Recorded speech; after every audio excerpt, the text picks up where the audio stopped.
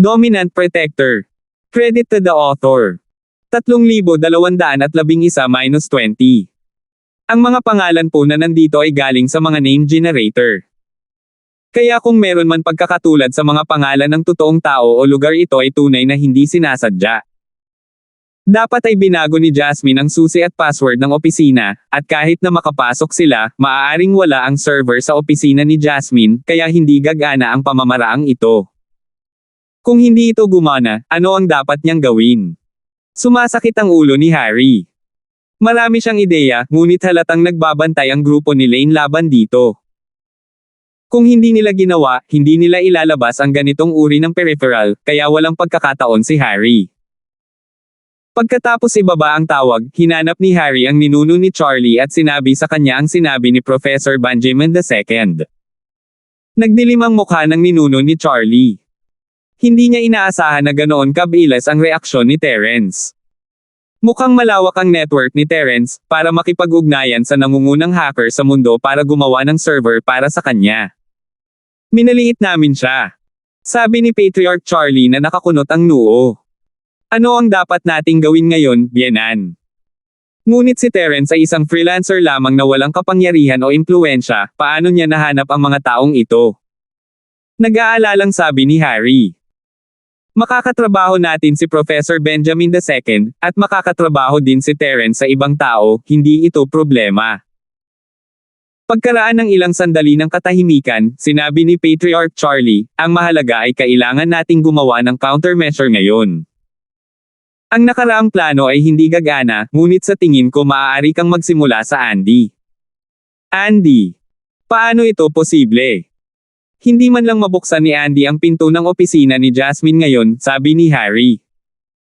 Walang silbi kahit gawin natin, baka wala sa opisina ang server. Hindi natin mahanap. Ang ibig kong sabihin, inagaw mo si Andy at pinilit si Jasmine na ibigay ang server source program. Naniniwala ako na pamilyar ka sa kidnapping, tama? Tanong ni Patriarch Charlie. Napakaraming beses mong ginamit ang trick na ito, hindi mo ba inagaw si Francine para ibigay kay Terence ang recipe? Totoo yan. Nagliwanag ang mga mata ni Harry. Pero, susuko na lang ba si Jasmine? Kung kidnapin ko siya, susuko siya, pagkatapos ng lahat, ang mga bagay na ito ay kay Terence, at kung hindi siya pumayag, hindi natin makukuha ang programa kahit na mamatay si Andy. Whether it works or not, it's still possible to try. Ito lang ang naiisip kong solusyon sa ngayon, sabi ni Patriarch Charlie. Maaari mo muna itong subukan. Kung hindi ito gagana, iba ang iisipin natin. Sige, aakyatin ko si Andy. Tumango si Harry, ngunit, biyenan, kailangan mong tulungan akong magpadala ng ilang malalakas na tao sa pagkakataong ito. Mapapatay pa nga ni Terence ang Sky-class late phase peak sa loob ng ilang segundo. Kapag nalaman ni Terence ang tungkol sa atin, sigurado akong mamamatay ako. Hindi mo gustong maging balo ang Little 11 sa murang edad, di ba? Sige, isasama ko ang maliit. Kapag inagaw mo si Andy, huwag mong sasabihin kahit kanino, dalhin mo lang siya sa 5-element sect. Kahit gaano pa kalakas si Terence, hindi siya maglalakas loob na mag-isa sa 5-element sect. Sa oras na iyon, susuko siya kay Andy o susuko. Ngunit batay sa aking pagsusuri, sabi ni Ancestor Charlie, sa katapatan ni Terence sa kanyang mga tagasunod, natatakot ako na papayag siya sa iyong kahilingan. Tama ka, handa si Terence na gumawa ng isang kaaway sa labas ng bahay kang para sa hanggal na si Jacob. Sa tingin ko ay ganoon din siya ngayon. Napukaw ang interes ni Harry sa pagsusuri. Sige, kukuha ako ng maliit para samahan ka. Dahil doon, nakipag-ugnayan ang ninuno ng Charlie sa maliit at hiniling na sumama kay Harry. Naalis na ang kapangyarihan ni Andy, ngunit nasa sanatorium pa rin siya. Kahit anong mangyari, siya pa rin ang ama ni Jasmine, at kahit nagalit si Jasmine, wala itong magagawa sa kanya. Ang tanging magagawa niya ay alisin ang lahat ng kapangyarihan niya sa kumpanya at hayaan siyang gugulin ang natitirang bahagi ng kanyang buhay sa sanatorium. Gayunpaman, kahit na hindi siya nakatanggap ng anumang parusa, ang mga araw ni Andy ay hindi rin maganda. Natikman niya ang mga pakinabang ng droga, ngunit ilang araw lamang bago naputol ni Jasmine ang kanyang negosyo, at nakumpiska ang kanyang mga sigarilyo. Ngunit walang magagawa si Andy na bawalan siyang makipag-ugnayan sa labas ng mundo, walang telepono, walang landline, may walkie-talkie lang siya para makipag-usap sa mga gwardya sa labas.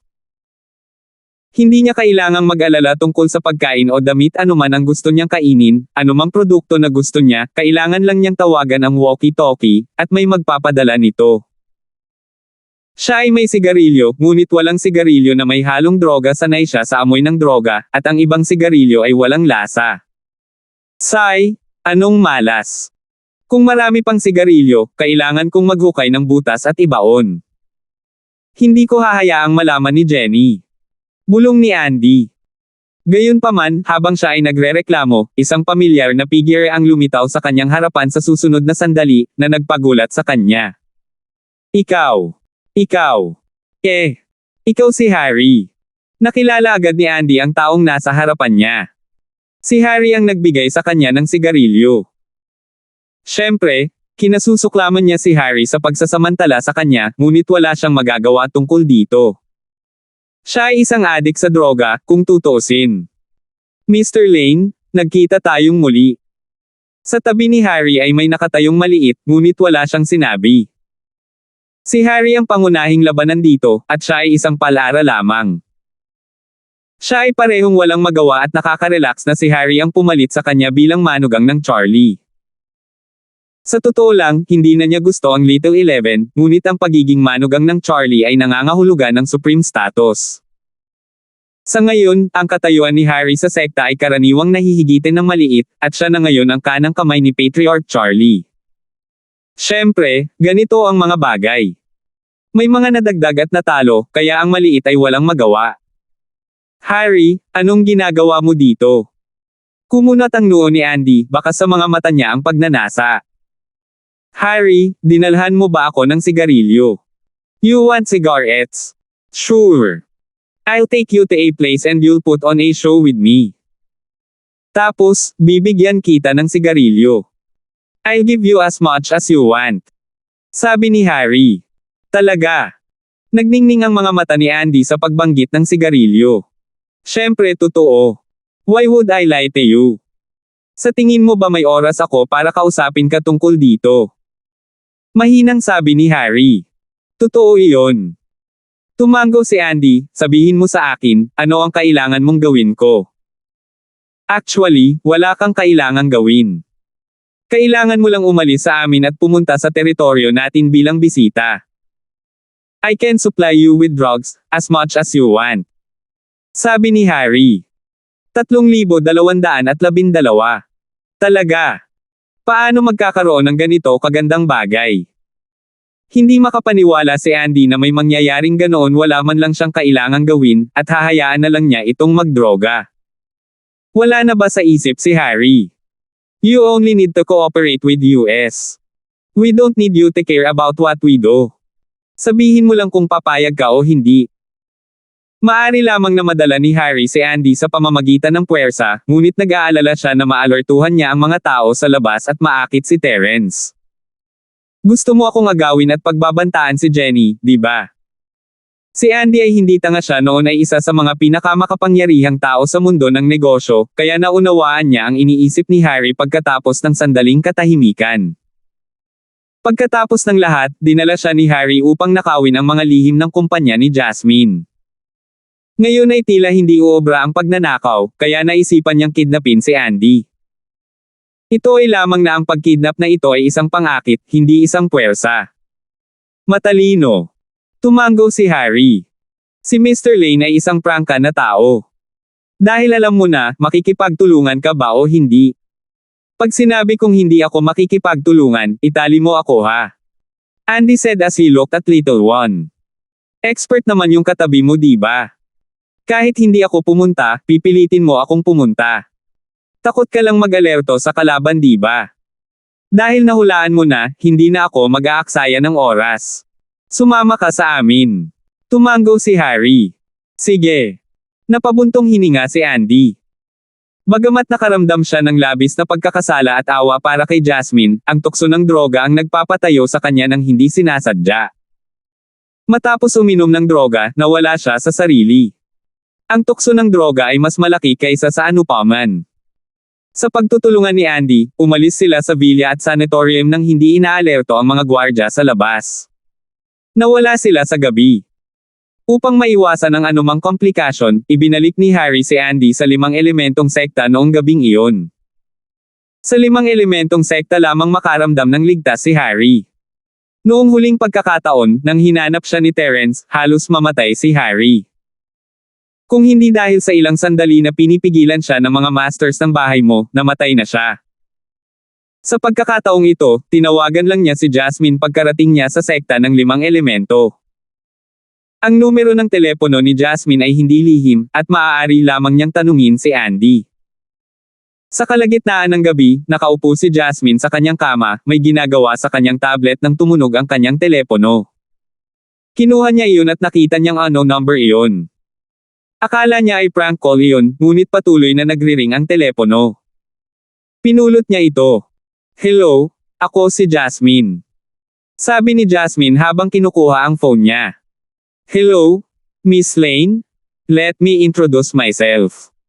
I'm Harry, I'm sure narinig mo na ang pangalan ko dati di ba?" Tumawa ng walang hiya si Harry, "Ha ha ha.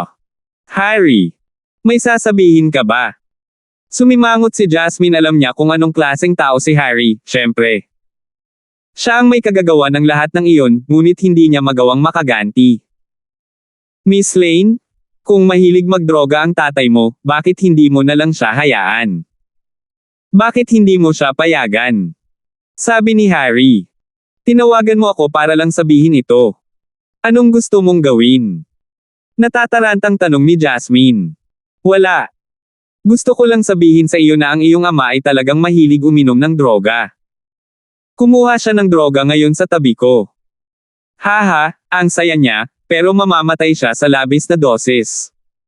Sabi ni Harry, neutral ang tono niya. "Anong gusto mong gawin?" Galit na galit ang boses ni Jasmine. "Harry, anong ginawa mo sa tatay ko? Bakit siya andito sa pwesto mo?" Siyempre inimbitahan ko siya bilang bisita, pero parang gusto niya talaga ang lugar na ito. "Miss Lane, I suggest na bumili ka ng kabaong at linisin mo ang katawan niya.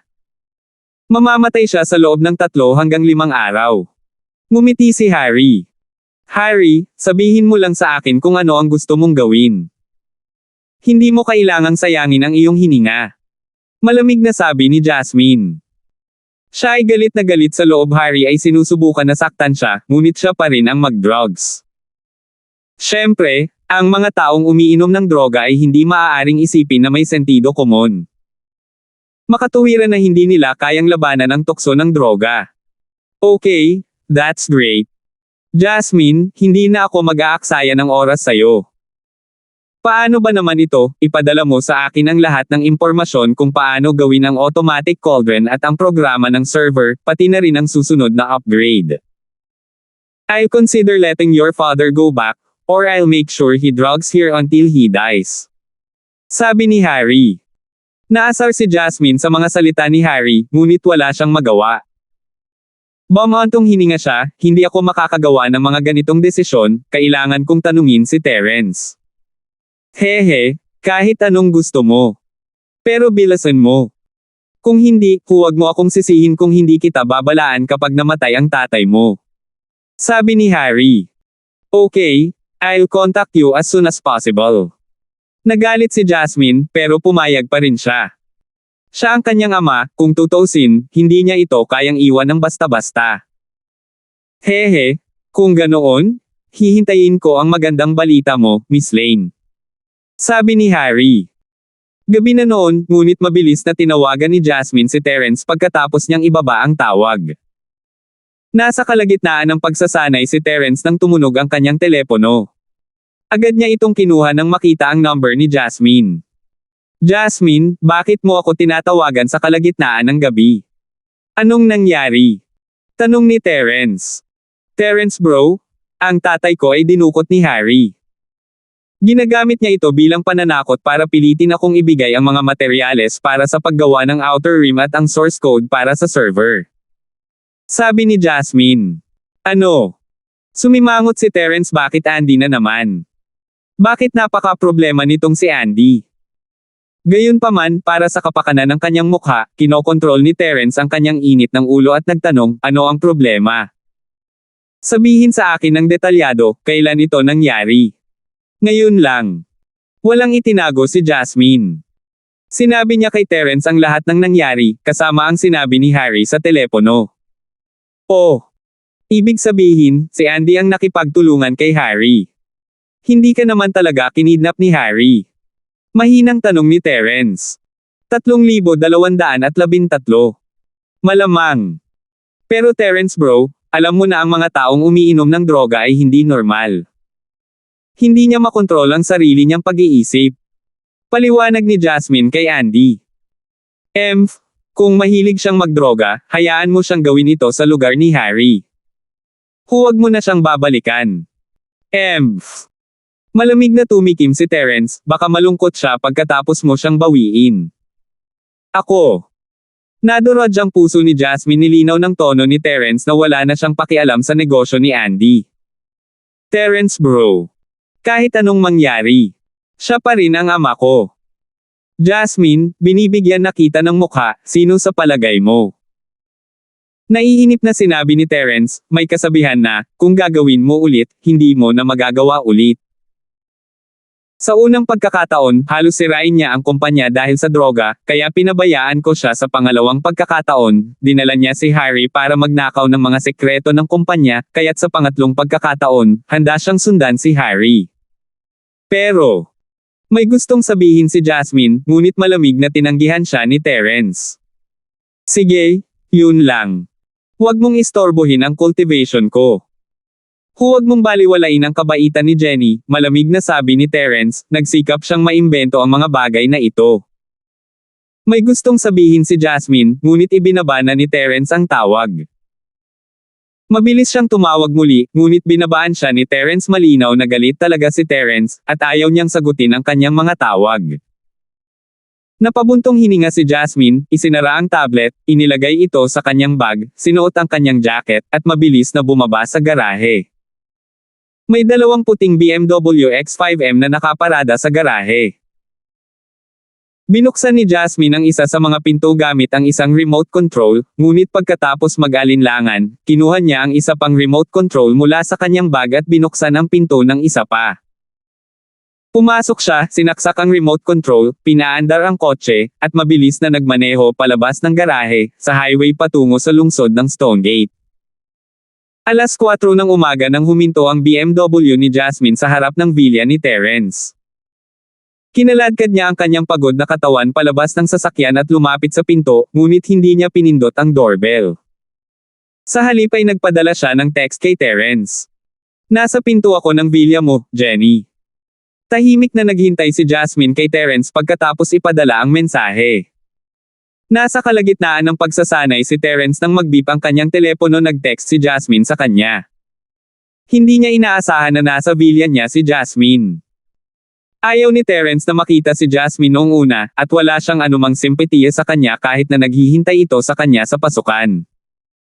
Gayunpaman, nang makita ni Terence ang pangalan ng text, hindi niya maiwasang sumimangot. Ang palayaw ni Jasmine na, Jenny, ay naiinis sa kanya. Pagkatapos ng lahat, ang pangalang ito ay kumakatawan kay Jenny sa puso ni Terence, at kinilala niya lamang si Jenny bilang Jenny. Gayunpaman, ang pagkakita kay Jenny ay nagpaalala kay Terence ng Jenny. Naalala niya kung paano siya patuloy na nagsusumamo para sa bahay ni Lane, at lumambot ang kanyang puso. Para sa kapakanan ni Jenny, nagpasya siyang makita si Jasmine, ngunit huwag hayaang umalis si Andy. Gusto niya itong sumuko. Ibinaba ni Terence ang kanyang telepono at lumabas ng silid.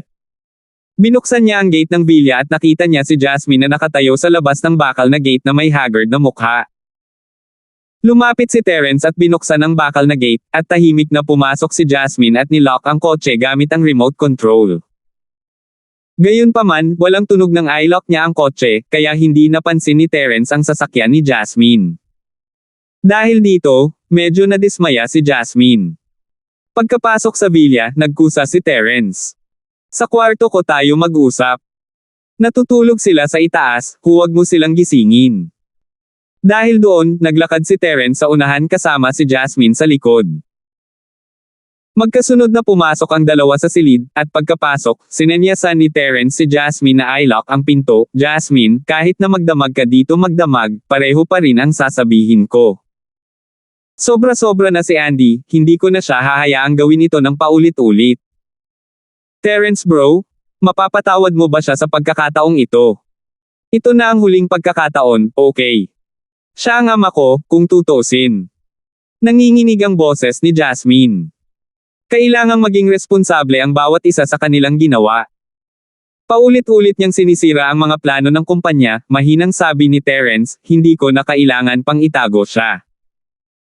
Sa katunayan, kung hindi dahil sa katotohanan na tahimik kang nagsusumamo para sa bahay Lane, hindi na kailangang umiral pa ang bahay ni Lane pagkatapos ng unang pagkakataon na ginawa ni Andy ang ganoong malaking bagay, iyon din ang pangalawang pagkakataon.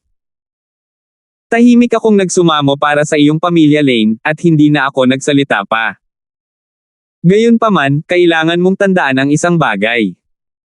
Maaaring ginagawa ito ni Jenny dahil matalik mong kaibigan siya, ngunit hindi ito ang dapat niyang gawin. Ginamit niya ang sarili niyang dugo, pawis, at luha kapalit ng kaligtasan ni Andy. Jenny, siya ba ay napakahalaga sa iyong puso? Tanong ni Jasmine. Ito ay mahalaga. Ito ay lubhang mahalaga. Tumango si Terence, dahil best friend ka niya, dapat alam mo ang ilang bagay tungkol sa kanya. Kung wala siya, masisira lahat ng negosyo ko. Isa pa, malaki rin ang naitulong niya sa akin sa ibang aspeto. Kaya naman hindi ko na pinapaalis si Andy sa pagkakataong ito. Alam mo ba kung ilang araw at gabi na simula noong naimbento ni Jenny ang mga bagay na ito? Ay! Alam ko. Sabi ni Jasmine na may komplikadong ekspresyon. Alam mo. Bakit ka pa nagsusumamo para kay Andy? Kumunat ang noo ni Terence. Terence bro, patawarin mo sana ang aking ama sa pagkakataong ito. Magsasaliksik pa ako sa hinaharap para mabayaran ka. Biglang umalangaw-ngaw ang isang pamilyar na boses na ikinagulat ni Terence. Boses iyon ni Jenny. Jenny. Kailan ka nakarating dito? Hindi malay na tanong ni Terence, ngunit naramdaman niyang may mali pagkatapos magtanong. Pagkatapos ng lahat, si Terence ay isang Sky-class early phase master ngayon, walang paraan na hindi niya mapapansing may pumasok sa kanyang silid, at ang taong tinutukoy ni Jenny ay ang kanyang ama. Inangat ni Terence ang kanyang ulo upang tingnan si Jasmine, ang kanyang mga mata ay puno ng kawalan ng paniniwala at pagkabigla. Maliban kay Jasmine, walang ibang tao sa kwarto. Nagmaneho ako ng 4 na oras mula sa Iron Lake. Nagpasya si Jasmine na humiga sa kama ni Terence. Pagod na ako, Jenny. Pwede bang minsan lang ay pangako ni Terence bro si Jenny? 3,214. Ikaw. Ikaw si Jenny. Kinumpirma ni Terence na ang pamilyar na boses ay kay Jenny, at hindi na siya mabigla. Napapagod na ako, Terence bro. Nagtatrabaho ako sa tier ng 2 automatikong gamot na cauldron nitong mga nakaraang araw. Tungkol naman sa tier 1 automatikong gamot na cauldron, kung gusto ni Harry, ibigan na lang sa kanya, okay. Paano kung sabihin mong maganda? Hindi alam ni Terence kung matatawa ba siya o maiiyak pagkatapos ng pagkabigla, ikaw. Si Jenny.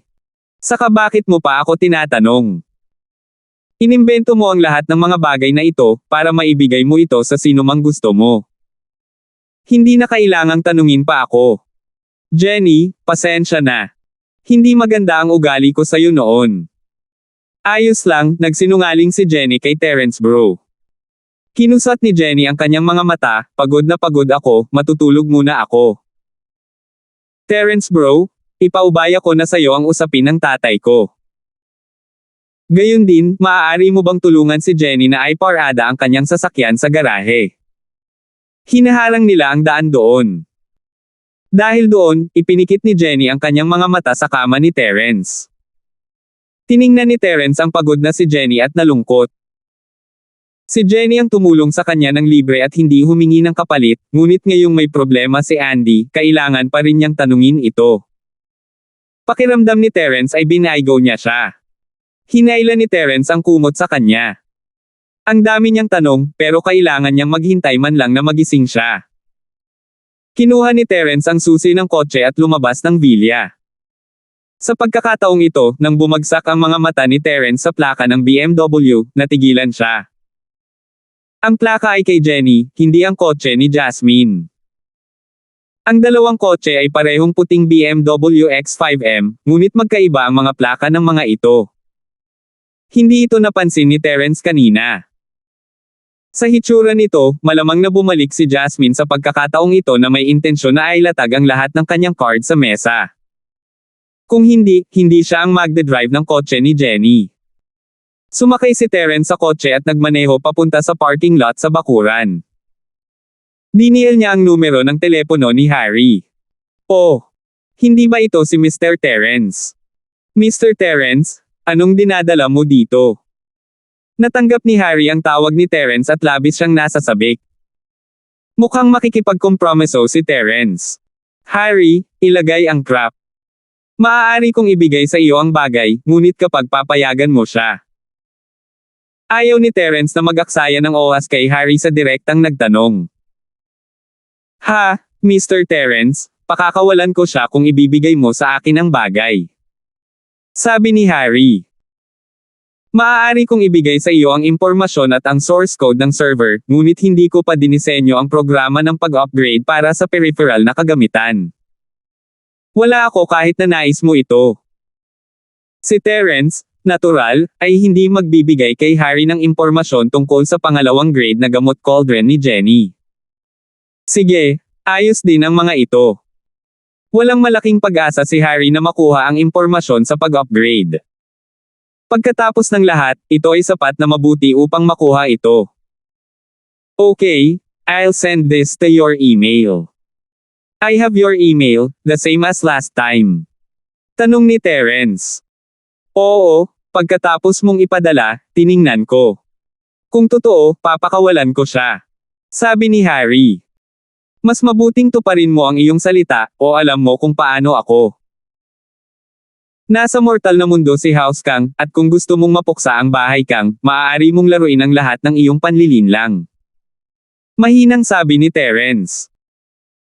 Siyempre, maaari pa rin itong gamitin ni Terence bilang isang pagbabanta, ngunit kung talagang inagaw ni Terence ang mga Kang para makipagkalakalan kay Harry, maaaring hindi niya ito ipagpalit.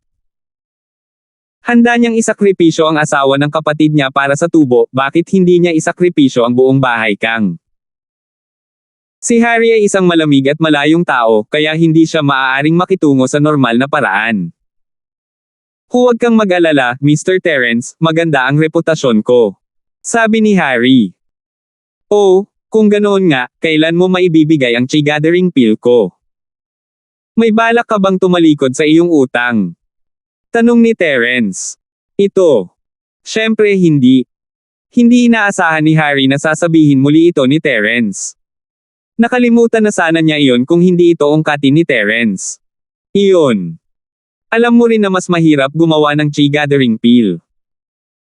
Hindi ganoon kadali na maging matagumpay ito, kaya kailangan mong maghintay, huwag kang mabalisa. Ganun ba? Nakikita ko na medyo swabe ang pagpipino mo ng napakaraming first grade na pills. Bakit hindi ito magawa pagdating sa pag-iipon ng chi pills? Hindi mo lang ako tinatangkilik, di ba? Sabi ni Terence. Napakasimple ng first grade elixir. Ang chi gathering elixir ay third grade elixir, kaya mas komplikado ito. Sabi ni Harry. Nako, medyo complicated din ang isang grade 1 automatic medicinal cauldron. Ginawa mo rin ang panggagaya. I think hindi mo naman sineseryoso di ba? Tanong ni Terence. Ahem. Paano yun posible? Huwag kang mag-alala, malapit na itong matapos. Mabilis na sabi ni Harry. Sige. Sana bilasan mo.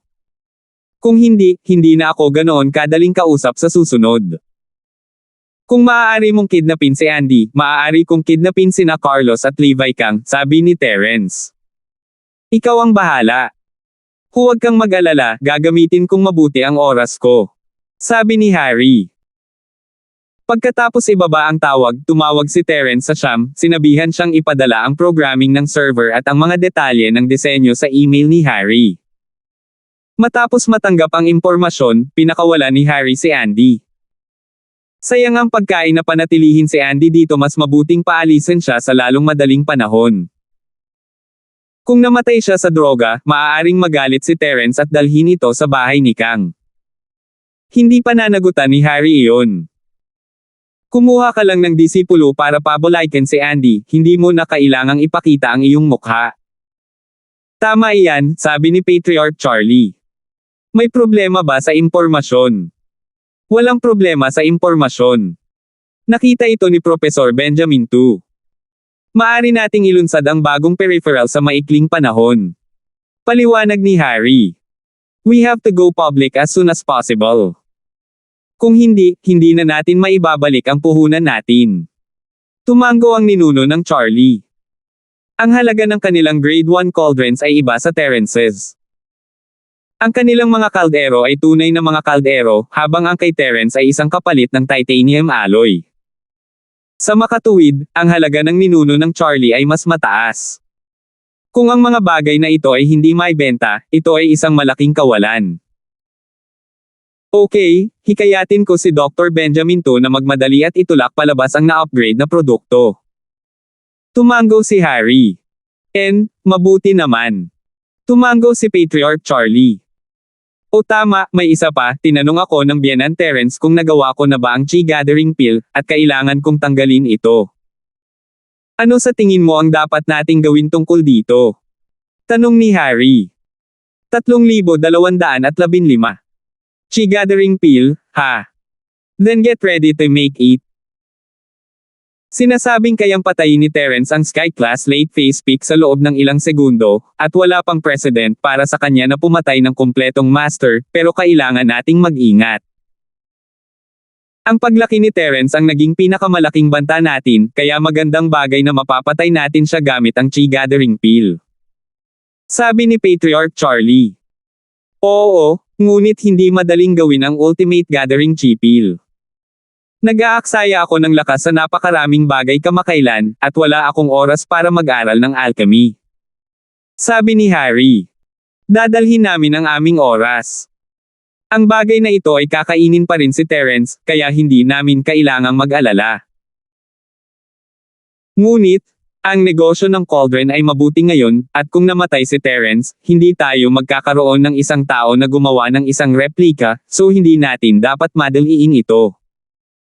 Papatayin natin siya kapag halos tapos na siya sa kanyang upgrade. Kung wala na tayong magagawa kay Terence. Sabi ni Patriarch Charlie. Totoo iyan. Pupunta ako at pag-aaralan ko ito. Sabi ni Harry, tumango. Nang matapos si Terence, bumalik siya sa kanyang silid. Saglit na natulog si Jenny at nagising. Hindi alam ni Terence kung ano ang itatawag sa kanya nang makita niya ang mukha ni Jasmine. Jenny, ikaw ba si Jasmine o Jenny?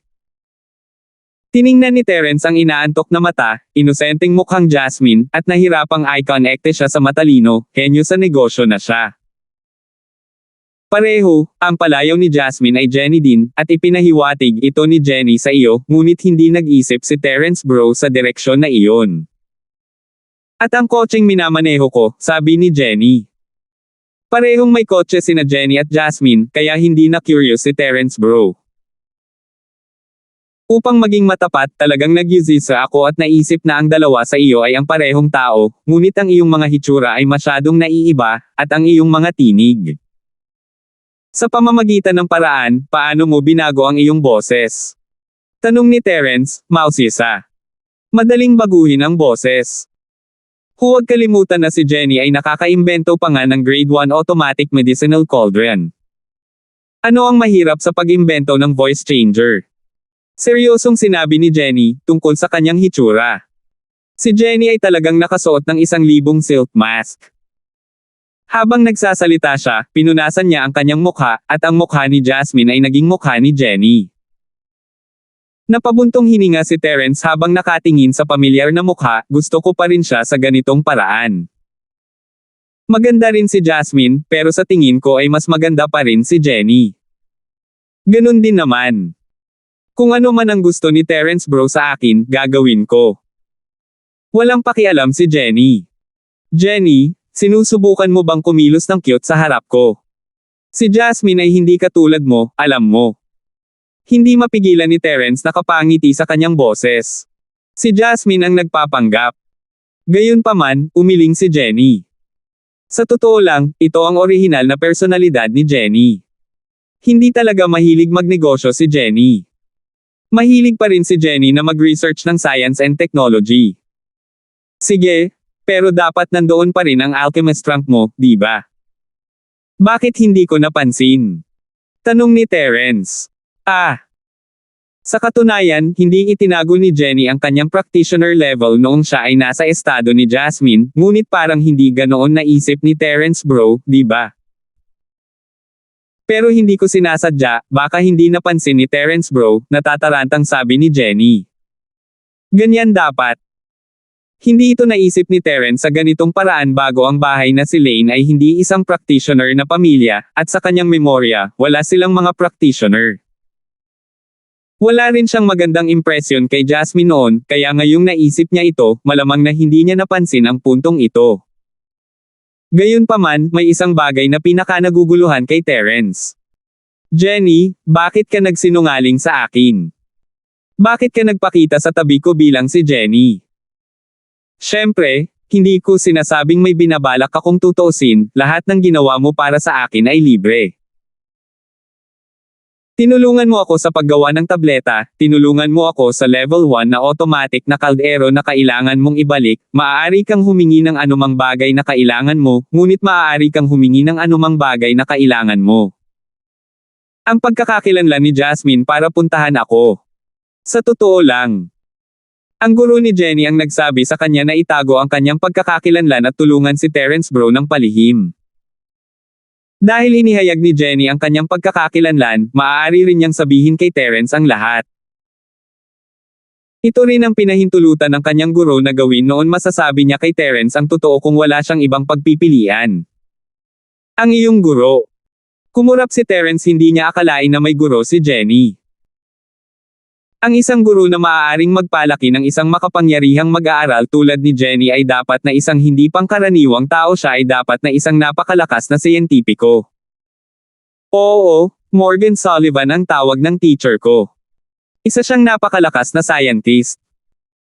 Natuto na si Jenny sa kanya mula pa noong bata pa siya, pero kaunti lang ang natutunan niya. Hindi kasing bait ng teacher ko si Jenny, pero kung matututo si Terence bro, siguradong malalampasan niya ang teacher ko.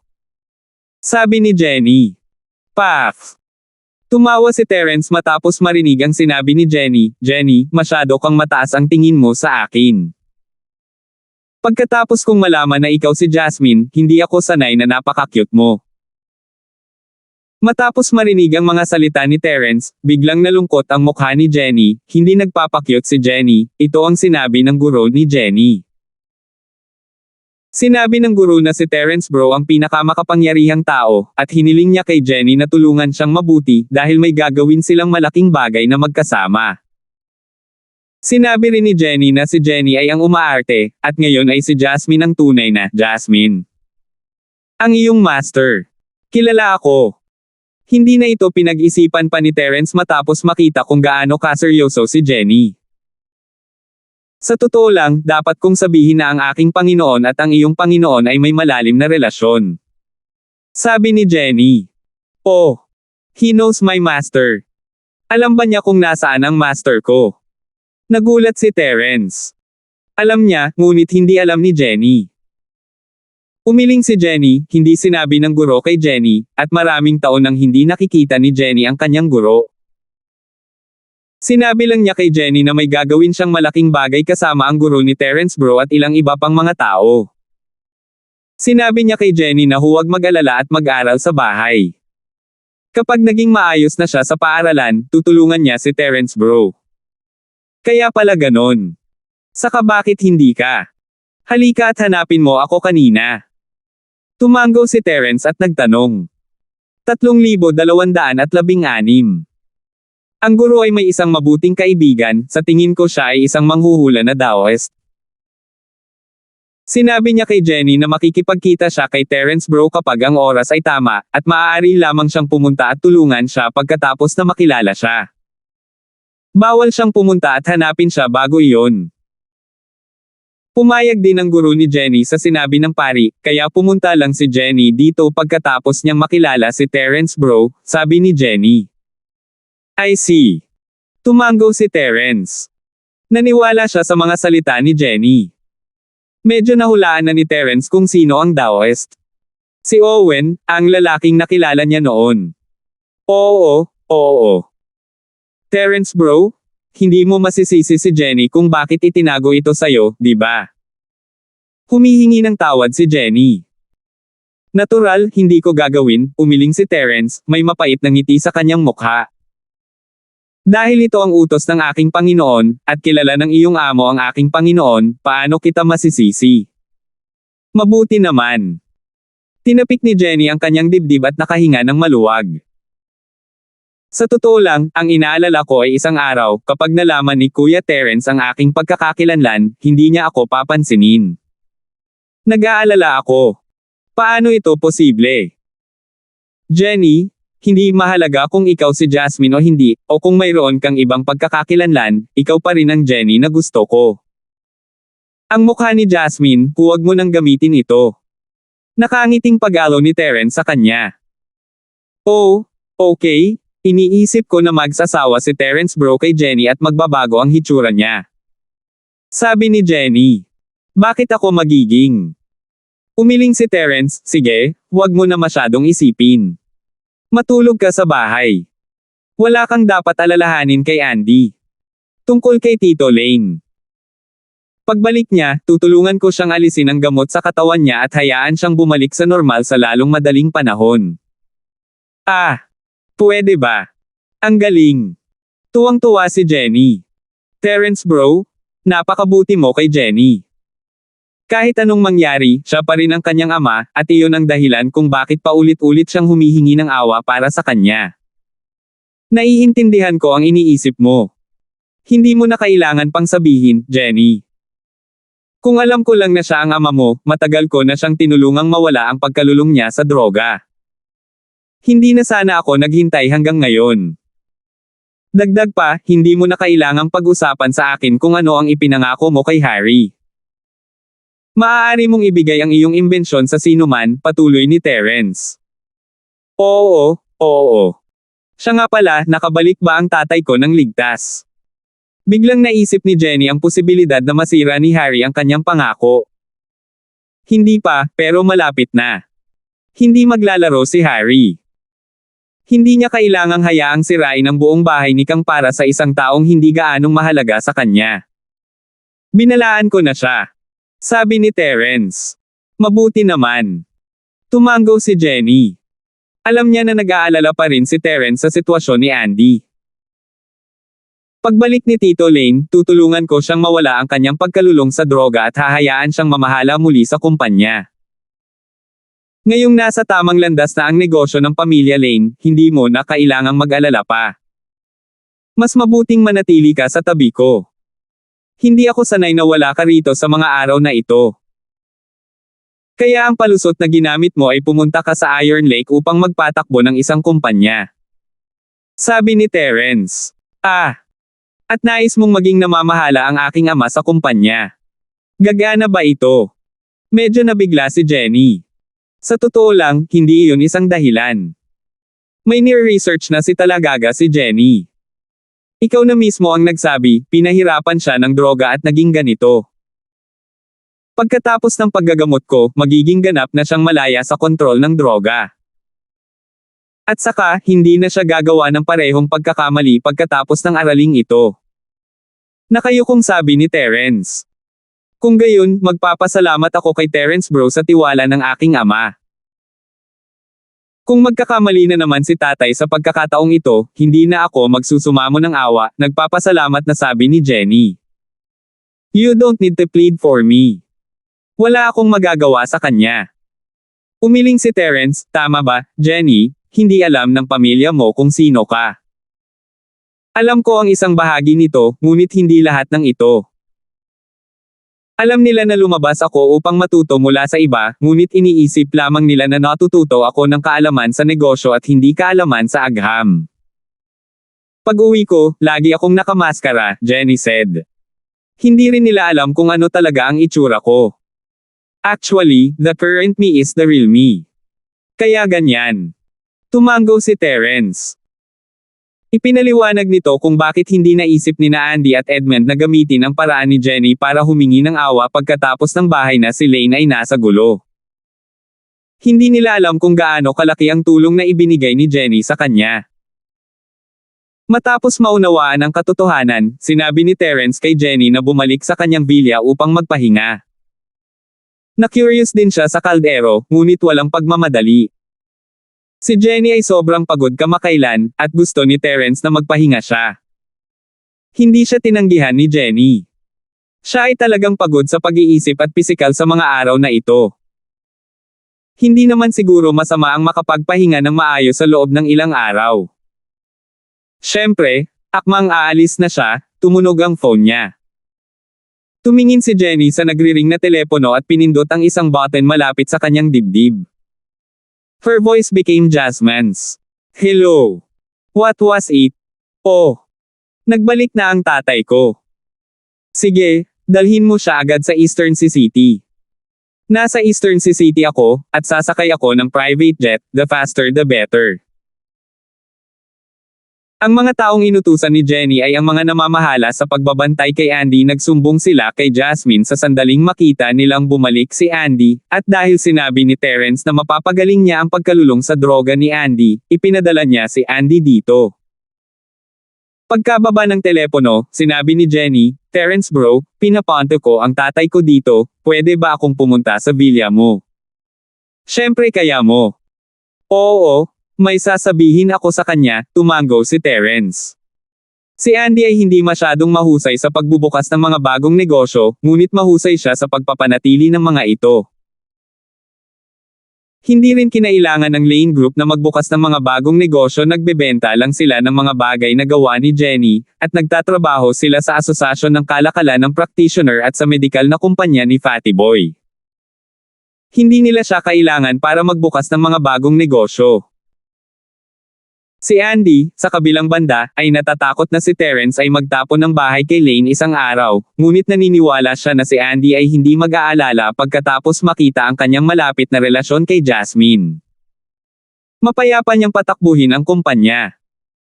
Dagdag pa, hindi siya gagawa ng parehong pagkakamali ng 2 beses. Hindi siya tanga, kung tutuusin, hinahayaan siyang akayin siya ni Harry sa pamamagitan ng ilong. 3,217. To put it bluntly, it was all because of the drugs in his body. Kung hindi dahil sa kanila, hindi nakikinig si Andy kay Harry.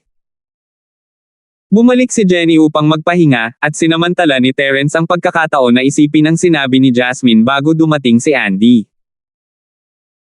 Mula sa lahat ng mga pahiwatig na kanyang nakalap, ang kanyang master at ang Sky Class late face pick mula sa mga sinaunang sekta ay malamang nagagawa ng parehong bagay. Hindi alam ni Jenny kung ano ang eksaktong nangyari, ngunit malamang na alam ng matandang lalaki na si Linford. Hindi niya lang sinabi sa kanya. Ano ba talaga iyon? Mula sa tono ni Jenny, tila kahit ang mga ekspertong iyon ay hindi makayanan, at kailangan niya ang tulong nito. Ngunit kahit ang Sky Class late face pick ay hindi magawa kaya ni Terence. Hindi inisip ni Terence na ganoon siya kaya alam niya ang sarili niyang limitasyon. Ang pagpatay sa Sky Class late face pick sa ilang segundo ay isa lamang bluff. Sa katunayan, ang nakasuot ng dugong Yellow Spring sect ang pumatay sa kanya, at wala itong kinalaman kay Terence. Ngunit dahil hindi niya ito maisip, nagpa siya si Terence na huwag na itong isipin pa. Umiling siya at nagpas siyang gawin ito ng paisa-isa. Kuya George, alam mo ba ang tungkol sa aking Panginoon at Morgan? Tanong niya. Sabi ni Terence nang bumalik siya sa Jade Space. Medyo alam ko, pero hindi masyadong malinaw. Isa pa, hindi sapat ang antas mo ngayon, at wala kang sapat na awtoridad. Hindi na-unlock ang memory ko, kaya hindi ko masasagot ang tanong mo. Sabi ni Elder George. Mahihimatay ako. Nakaramdam ng kawalan ng magawa si Terence sa mga formulaic na salita, ngunit nasanay na siya noon ganyan palaging nagsasalita si Elder George. Ngunit isang bagay ang natitiyak ni Terence na kilala ni George Yazzie ang Morgan, at malamang na magkamag-anak sila. Pakiramdam ni Terence ay parang pumasok siya sa isang bitag, isang mahusay na binalak na bitag. Hindi naman dahil may nagtangkang manakit sa kanya, syempre may isang invisible na kamay sa likod niya na nakakaapekto sa buhay niya simula nang dumating siya sa Starfield. Or rather, hindi naman sa naapektuhan siya, pero lahat ng ginagawa niya ngayon ay planado ng taong iyon ng maaga. Ngayong naisip niya ito, ang taong ito ay talagang makapangyarihan. Syempre, hindi nag-alala si Terence ang kanyang amo at matandang Lane ay kailangang kasangkot dito. Ang dalawang ito ang pinakamalapit na tao sa kanya, at hindi nila siya sasaktan. Ang mga desisyon ng mga taong ito ay nakatulong lamang kay Terence na lumakad sa landas ng tagumpay. Ngayong naisip niya ito, ang lakas ni Terence ay mabilis na tumaas sa daan, na isang magandang bagay. Mula sa mga salita ni Jenny, halos mahulaan ni Terence kung ano ang nangyari, ngunit hindi siya sigurado. Syempre, ang lahat ng mga haka-haka na ito ay walang silbi ngayon. Kung tutuusin, parehong magaspang na ideya lamang ang sina Jenny at George Yazzie. Hindi alam ni Jenny na hindi ma-access ni George Yazzie ang kanyang mga alaala dahil hindi siya sapat na malakas. To put it bluntly, isa lang siyang anino, parang computer robot. Hindi niya kayang baguhin ang programang itinakda niya, para lang maging tao ito. Ang tanging nakakaalam ay ang matandang Linford, at inilihim pa rin niya ito, hindi gustong ibunyag ang katotohanan. Kaya lang sumuko si Terence sa ngayon. Kinaumagahan, ipinadala si Andy sa villa ni Terence. Ang puso ni Andy ay labis na kinakabahan sa sandaling ito. Alam niyang hindi siya namatay sa unang 2 beses dahil nakiusap si Jasmine para sa kanya, ngunit hindi alam ni Andy kung ano ang ginawa ni Jasmine para magbago ang isip ni Terence.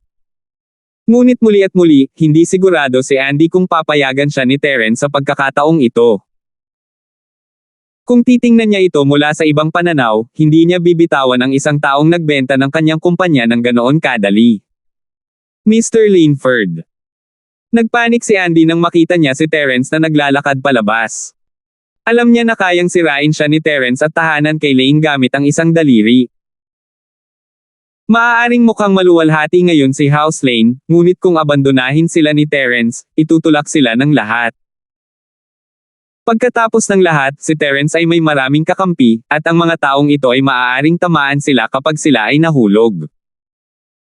Syempre, ito rin ang dahilan kung bakit gusto ni Andy na humiwalay sa bahay ni Terence na si Lane ay makakaasa lang kay Terence, at kung magpasya si Terence na ihinto ang pagsuporta sa kanila balang araw, tapos na sila. Sa mata ni Andy, ang ganitong uri ng pagtutulungan ng walang anumang relasyon sa pamilya ay hindi maaasahan. Hindi napigilan ni Terence na mapabuntong hininga habang nakatingin sa lumulubog na mga mata at payat na katawan. Nakakalungkot lang na si Andy ay isang adik sa droga. Sige, tumango si Terence, samahan mo ako. Dahil doon, naglakad si Terence patungo sa villa ni Jenny, maingat na sumusunod si Andy sa likod, hindi alam kung ano ang gagawin ni Terence sa kanya. Si Jenny ay nagising na, at nagbago na sa hitsura ni Jasmine. Narinig niya ang doorbell, at lumabas siya para buksan ang pinto. Matagal na niyang hindi nakikita si Andy, at kumirot ang kanyang puso nang makita ang kahabag-habag na kalagayan ni Andy. Jenny, I'm so sorry. Alam ni Andy na mali siya, pero may mga pagkakataong hindi niya napigilan ang sarili niya kapag nagsimula ang pagkalulong niya sa droga. Alam ko. Lagi mo akong tinutulungang humingi ng awa kapag nagkamali ako. Sa pagkakataong ito, alam kong mali ako. Parusahan mo lang ako kahit anong gusto mo. I'm a drug addiction now, please I'm a drug addict. Huwag mong ipahamak ang pamilya Lane at Jenny. Tito Lane, pumasok ka at mag-usap. Hindi inakala ni Terence na magkakaroon ng ganitong antas ng kamalayan si Andy, parang hindi siya masamang tao, at nakahinga ito ng maluwag kay Terence. Para sa kapakanan ni Jenny, hahayaan niyang si Andy ang kunin ang kumpanya kahit na ano paman, ngunit ang mabuting katangian ni Andy ay nagpasaya kay Terence. Ano? Anong tinawag mo sa akin? Natigilan si Andy, hindi niya akalain na magiging magalang si Terence sa kanya, tinawag pa siyang tiyuhin. Sa abot ng kanyang pag-aalala, sapat na para tawagin siya ni Terence sa kanyang pangalan. Kontento na siya na hindi siya pinagalitan ni Terence, at tinawag pa niya itong tito. Uncle Lane, no matter what, ikaw pa rin ang ama ni Jenny. Sa relasyon namin ni Jenny, makatuwirang tawagin kitang Tito Lane. Dahil doon, hinawakan ni Terence ang kamay ni Jasmine para ipakita ang kanilang relasyon. Sa katunayan, napakalapit na ng relasyon ni Terence at Jenny. Noong nakaraan, kinumpirma nilang dalawa ang kanilang matalik na relasyon, at madalas na nagkaroon ng pisikal na contact sina Terence at Jenny. Natural na para kay Terence na magkaroon ng pisikal na contact ngayon. Kaya lang ang taong hawak ni Terence ay si Jasmine, kaya mahirap na hindi makaramdam ng kakaiba. Kaya lang hindi niya ito ipinakita sa ibabaw. 3,218. Namula ang mukha ni Jasmine kahit siya, si Jenny, ay medyo napahiya. Napakurap si Andy habang naiintindihan niya kung ano ang nangyayari. Ang kanyang anak na babae ay kasama ni Terence ngayon. Sa pag-iisip kung paano siya pinakawalan ni Terence ng ilang beses noon, marahil ay dahil sa koneksyon na ito. Hindi niya maiwasang mapahiya. Sa huli, kailangan pa rin niya ang kanyang anak na babae upang palayain siya. Hindi niya alam kung gaano kalakas ang pressure ni Jasmine. Napabuntong hininga si Andy sa naisip. Jenny, bagamat ganito ang relasyon mo kay Mr. Linford, si tatay ay parang normal na tao pa rin kapag siya ay matino. Kapag ang kanyang pagkalulong sa droga ay kumilos na, hindi na niya mapipigil ang kanyang sarili at mawawala na siya ng malay. Ayoko nang bigyan pa kayo ng gulo, at ayokong maapektuhan ang relasyon ninyo ni Mr. Lane dahil sa akin. At saka, hindi ko gusto si Mr. Lane dahil sa akin. Adik, kaya mas gugustuhin kong mamatay na lang para sa akin. Ngayong nakita na niya ang relasyon ni Terence at Jasmine, si Andy ay tahimik na, kahit papaano ay hindi masira ang bahay ni Lane sa susunod na daang taon, kaya hindi niya inisip na mamatay. Noong nakipagnegosyo siya kay President lang at sa iba pa, hindi ba para sa pamilya Lane na maging matatag?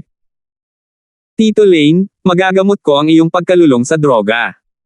Sabi ni Terence, winawagayway ang kanyang kamay. Kaya mo ba? Totoo ba yan?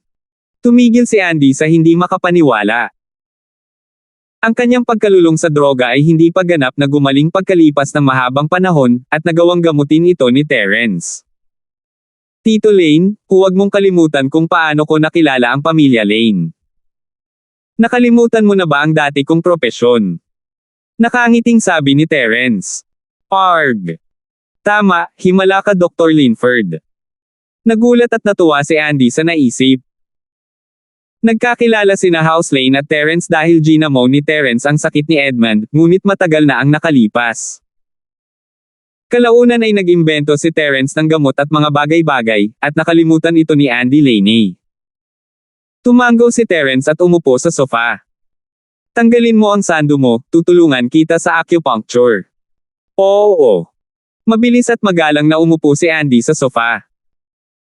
Alam niya ang tungkol sa hindi maliwanag na relasyon ni Terence at Jasmine, ngunit hindi siya nang ahas na tawagin ang kanyang sarili na isang elder. Si Terence ay hindi isang normal na tao, at siya ay isang taong may kasalanan, kaya hindi siya nang ahas na maging mayabang. Habang hinuhubad ni Andy ang kanyang kamisete, isinulat ni Terence ang isang race eta para kay Jasmine at ginamit ang kanyang purong chi para bumuo ng boses. Ito ang race eta para sa longevity pill at toxin cleansing pill. Pumunta at gumawa.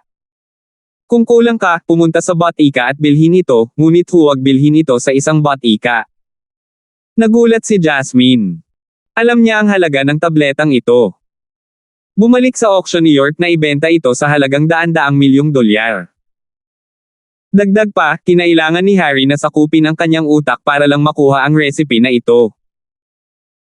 Siyempre, gawa iyon ni Terence. Pinalitan ito ng tier 3 na recipe, ngunit ang mayroon si Jasmine ay isang recipe. Ang recipe lang ay may parehong epekto gaya ng isang tier 3 na recipe, hindi isang labis na pahayag na sabihin na ito ay isang hindi mabibaylang kayamanan. Gayunpaman, malinaw na nagtiwala si Terence sa kanya, sabi niya sa kanya nang walang pag-aalinlangan. Siyempre, ang pinagkatiwalaan ni Terence ay si Jenny, at wala rin siyang mate at tago kay Terence. Kinuha ni Jasmine ang race 8, at hindi nagbago ang kanyang mukha, ngunit puno ng emosyon ang kanyang mga mata. Tumango siya at umalis. Hindi alam ni Andy kung anong race 8 ang ibinigay ni Terence kay Jasmine, ngunit hindi siya nagtanong. Hinintay niya lang na simulan ni Terence ang acupuncture. Sa katunayan, ang kailangan lang gawin ni Terence ay tulungan si Andy na tipunin ang lahat ng mga gamot sa kanyang katawan, at pagkatapos ay gamitin ang pill ng life extension at toxin cleansing upang maalis ang lahat ng natitirang gamot. Ito ay isang madaling gawain para kay Terence kumpara sa mga lason sa apoy, ito ay isang piraso ng cake. Hindi nagtagal, natapos na si Terence sa acupuncture, at bumalik si Jasmine.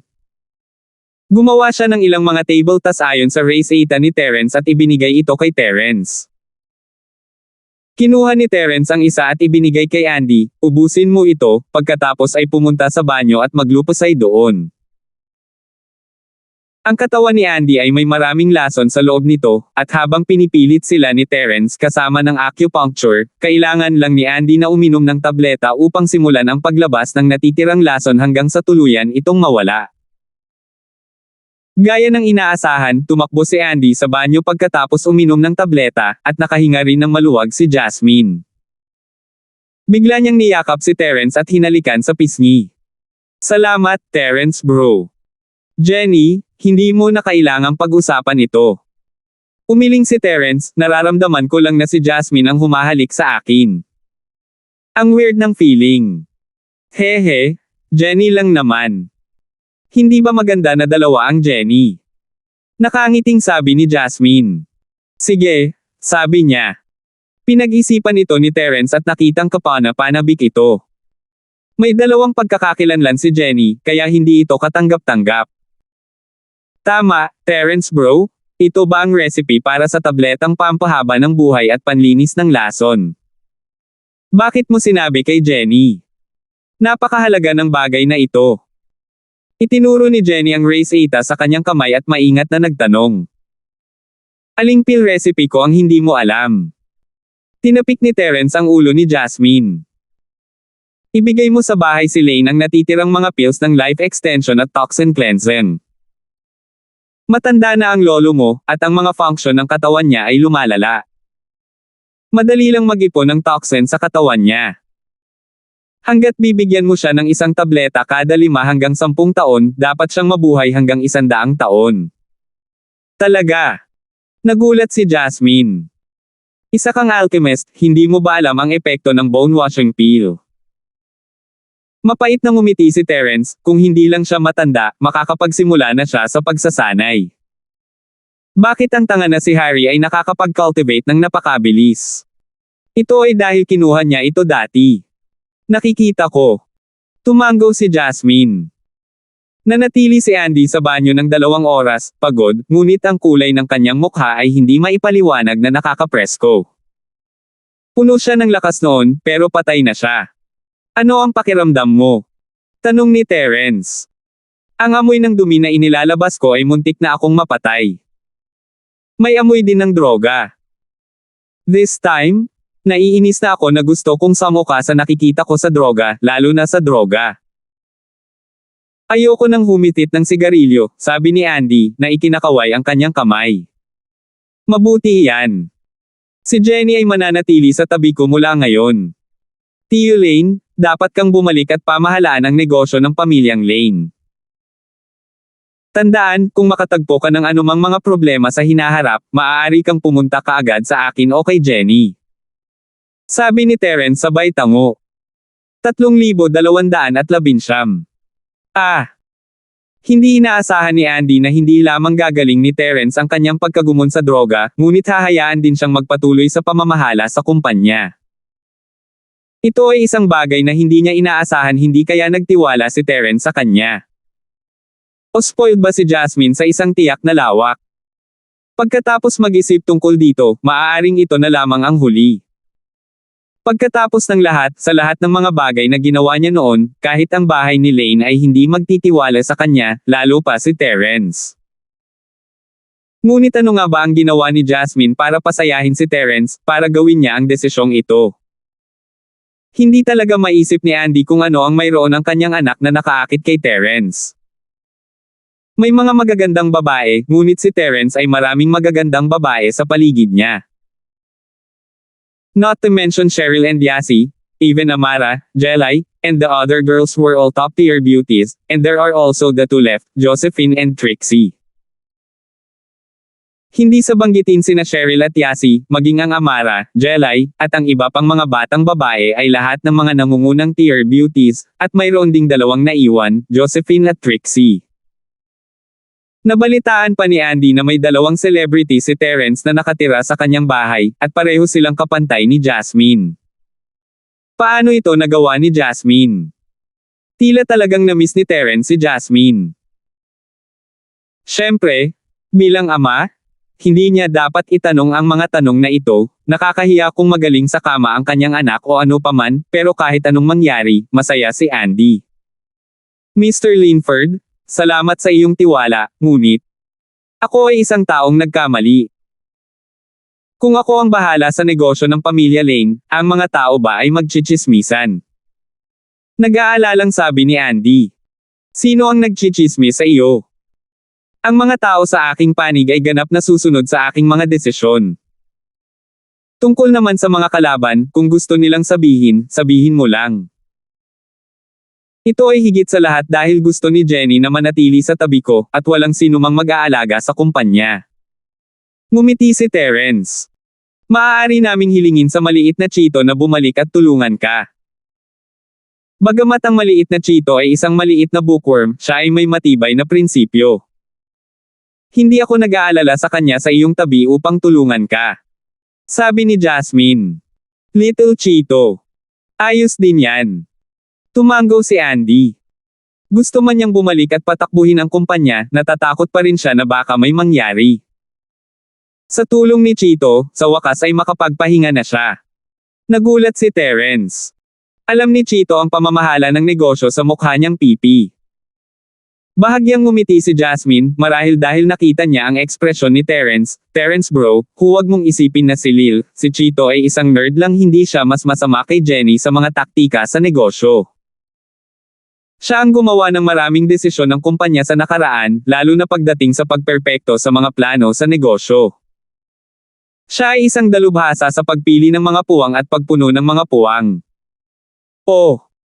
Hindi ko talaga akalain na may ganitong kakayahan si Chito. Alam ni Terence na hindi magsisinungaling si Jenny sa kanya, kaya labis siyang nagulat. Huwag mag-alala, hindi magiging mali ang rekomendasyon ni Terence bro Jenny. Sabi ni Jasmine. Syempre naniniwala ako sayo. Tumango si Terence bago bumaling kay Andy. Uncle Lane, kung wala nang iba pa, maaari mong bawiin ang maliit na Chito. Walang paraan na walang namamahala sa kumpanya. Ipapaalam ko sa iyo ang pinakabagong produkto sa pamamagitan ni Jenny. Okay, Mr. Linford. Salamat sa tiwala mo. Babalik ako ngayon. Tumango si Andy sa takot at kaba, bago tumingin kay Jasmine. Jenny, you can stay here. Since Mr. Lane likes you so much, don't learn from me and betray his trust. Alam ni Andy na si Terence ay isang taong pinahahalagahan ang mga relasyon hanggat walang gagawin si Jasmine para pabayaan siya, hindi niya ito iiwanan, at ang bahay ni Lane ay wala nang dapat ipag-alala. Siyempre, hindi alam ni Andy na may espesyal na relasyon sina Terence at Jenny, ang tiwala sa pagitan ng dalawa ay lampas sa kanyang imahinasyon. Kaya lang ay walang sinabi si Terence, at si Jasmine ay wala ring sinabi. Noong araw na iyon, umalis sina Andy at Chito, at ang taong namamahala sa pag-escort kay Andy dito ay naging tagasunod na ni Andy. Sa pahintulot ni Jenny, si Andy ay muling naging CEO ng grupo ni Lane, at ang mga taong ito ay natural na hindi nang ahas na pretuhin siya tulad ng dati. Ipinagbawal ni Propesor si Benjamin II ang bilis ng pagkopya ay medyo mabilis. Matapos muling kunin ni Andy ang Lane Group, inilunsad din ng SkyPillSect ang upgrade gear para sa Grade 1 Smart Cauldrons, ngunit hindi ito kailangang konektado sa internet, at mas simple ito kaysa sa mga automatic cauldrons ni Terrence. Ito ay hindi isang mahirap na gawain para sa Propesor Benjamin II. Isang araw lang ang inayos niya para ayusin ang computing program ng server sa peripheral. Hindi siya nag-iisa, marami siyang katulong na tutulong sa kanya na tapusin ang gawaing ito. Dahil dito, nakahinga ng maluwag ang mga bumili ng Grade 1 Medicine Cauldron ng Sky Elixir Sect. Ang kaldero ng gamot na ito ay maaaring aktwal na ma-upgrade, at pagkatapos ng pag-upgrade, maaari itong magamit ng lokal nang hindi nangangailangan ng koneksyon sa internet. Ito ang nagpaisip sa mga taong ito na kahit na ang Sky Elixir Sect ay isang peking tagagawa, halatang hindi mahina ang kanilang antas ng teknolohiya. Ang dahilan kung bakit hindi nila ito na-upgrade ng napakatagal ay ginawa nilang lokal na function ang koneksyon sa internet upang gawing maginhawa para sa mga gumagamit na gamitin. Sa katunayan, iyon ang sinabi ni Harry mula sa makalangit na Elixir Sect sa publiko, na nagsasabing hindi mabilis ang pag-upgrade dahil gusto nilang pagbutihin ang karanasan ng gumagamit at gawin itong maginhawa hanggat maaari. Ang kaginhawahan ang tanging dahilan at motibasyon para sa mga user na piliin ang Grade 1 Smart Cauldron ng SkyPillSect. Bagamat medyo malabo ang mensahe sa pag-advertise, naging komportable ito sa mga tao kahit paano nila ito tingnan. Kaya, sa ganitong paraan, ang mga benta ng Grade 1 Medicinal Cauldron sa Alchemy School ay nagsimulang mabawi nitong ilang araw. Hindi ito ang gustong makita ni Terrence, ngunit wala siyang magagawa tungkol dito. Madali para kay Jenny at ng hacker na si Princess na i-download ang data ng server sa hardware, ngunit ito ay parang sasample sa sarili niyang mukha. Pagkatapos ng lahat, ang modelong ito ay upang maiwasan ang pandarambong. Gayunpaman, lumabas pa rin ang pirated na bersyon at sinundan nila ang bilis ng pirated na bersyon sa pamamagitan ng pagpapalit ng mga peripheral sa isang modelo na maaaring magamit ng lokal. Hindi ito masyadong magandang tingnan. Sa makatuwid, walang pagpipilian si Jenny kundi maglunsad ng ikatlong upgrade. Sa pagkakataong ito, pinatibay niya ang programa sa pagpino ng mga natitirang Grade 1 na table task sa programa ng pag-upgrade. Inalis din ng upgrade na ito ang external na network mode at direktang ginamit ang lokal na paraan ng direktang paggamit. Ito ay dahil walang punto sa pag-verify ng server. Ang hacker na si Princess ay hindi makabuo ng isa pang background system sa maikling panahon. Kahit na ang umiiral na sistema ay napabuti, ito ay isang sandali lamang bago ito nabasag ni Benjamin II. Walang punto. Ang link sa napakadalisay na manga ay naipost sa prestihiyo ng publiko. 3,220. Ang pag-upgrade sa pagkakataong ito ay upang maibalik ang reputasyon ng automatikong Grade 1 Medicine Cauldron ng doktor na si Guan. Ito ay hindi lamang para sa kapakanan ng pag-upgrade. Pagkatapos ng lahat, si Jenny ay karaniwang sumuko sa pagbuo ng automatikong Grade 1 Medicine Cauldron dahil wala nang ibang magawa. Ang lahat ng Grade 1 na table task ay maaaring gawin sa pamamagitan ng automatikong Grade 1 Medicine Cauldron, kaya hindi na kailangan pang i-upgrade ito. Siyempre, ang pinakamahalagang bagay ay pagkatapos na dumaan sa ilang komersyal na digmaang ito, ang pangangailangan sa merkado para sa Grade 1 na automatikong medicinal cauldrons ay umabot na sa isang estado ng saturation. Ang nakaraang eksena sa pagbebenta ng isang blowout ay wala na. Maliban kung ang isang alchemist apprentice ay idinagdag sa sekta o ang panggamot na kaldero ng isang tao ay hindi sinasadyang nasira, talagang wala nang bibili ng mga panggamot na kaldero. Kaya naman, sumuko na lang si Jenny sa market na ito. Pansamantalang nalampasan ang mga paghihirap ng kumpanya. Ang kanyang pangunahing enerhiya ay inilagay na ngayon sa pagsasaliksik at pagpapaunlad ng Grade 2 Automatic Medicinal Cauldron. Gayunpaman, ang isang Grade 2 Automatic Medicinal Cauldron ay hindi makumplito sa magdamag. Sa kasalukuyan, mayroon lamang ilang pag-unlad sa teorya, at kailangan pa rin ng maraming mga eksperimento. Bukod dito, ang teknolohiya ng pag-encrypt sa pagkakataong ito ay kailangang maging mas advanced. Sa makatuwid, matatagalan pa bago ito mailunsad. Ang iniisip ngayon ni Terence ay kung paano mabilis na itaas si Jenny sa Sky Class. Hanggat si Jenny ay isang Sky Class Master, matutugunan niya ang mga kinakailangan para makagawa ng Level 3 Elixir, at dapat na magawa ang Chi Gathering Elixir. Siyempre, ang pangunahing problema ay wala pang Level 3 Cauldron si Terence. Magagawa lamang ni Jenny na gayahin ang proseso ng pagpino ng tableta at hindi ito aktwal na may sigawa. Bagamat nakuha niya ang Shenlong Cauldron mula sa kanang Panho, hindi ito kumpleto. Akala niya ay makakakuha siya ng Peking Divine Weapon Cauldron mula sa sinaunang libingan, ngunit kakaiba itong nawala. Kaya, kahit na mapino ito ni Jenny, wala siyang kalderong magagamit sa ngayon.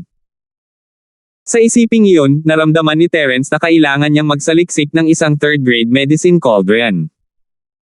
Ang una ay ang pag-aayos ng Shenlong Cauldron. Nakakuha si Terence ng hindi kumpletong manual ng landas ng pag-aayos ng artifact mula sa bahay ni Jepoy.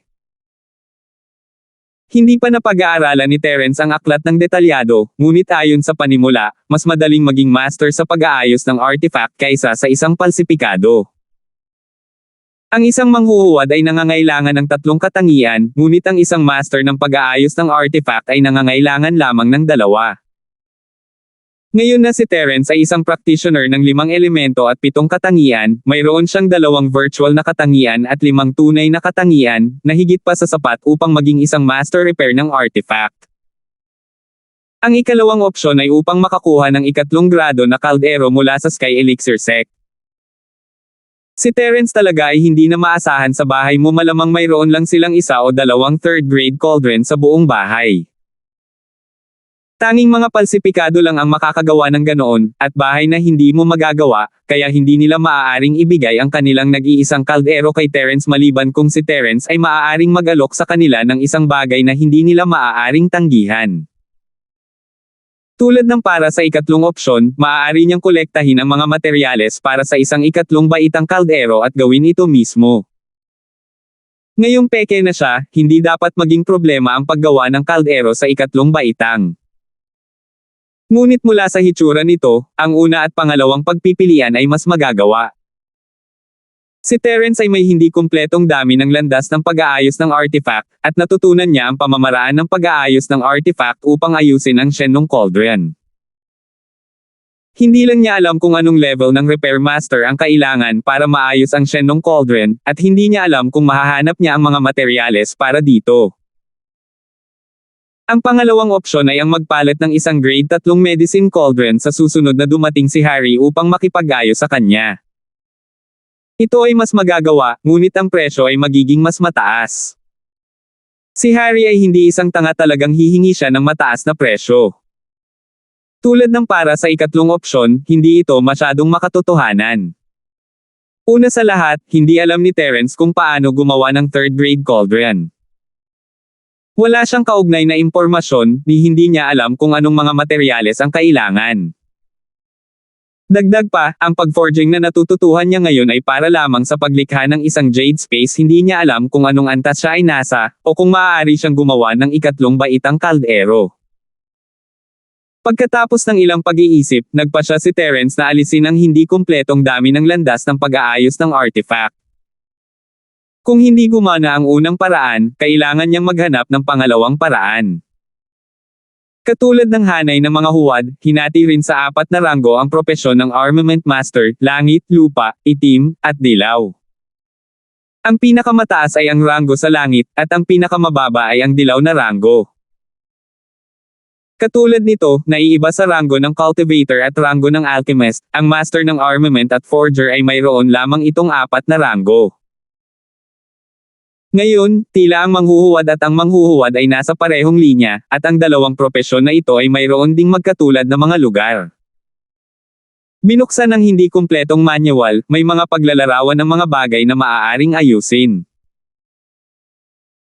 Ang isang Yellow Rank Repair Master ay maaaring mag-ayos ng First Grade Divine Weapons, isang Mystic Rank ay maaaring mag-repair ng Second Grade Divine Weapons, isang Earth Rank ay maaaring mag-repair ng Third Grade Divine Weapons, at isang Heaven Rank ay maaaring mag-repair ng Fourth Grade Divine Weapons.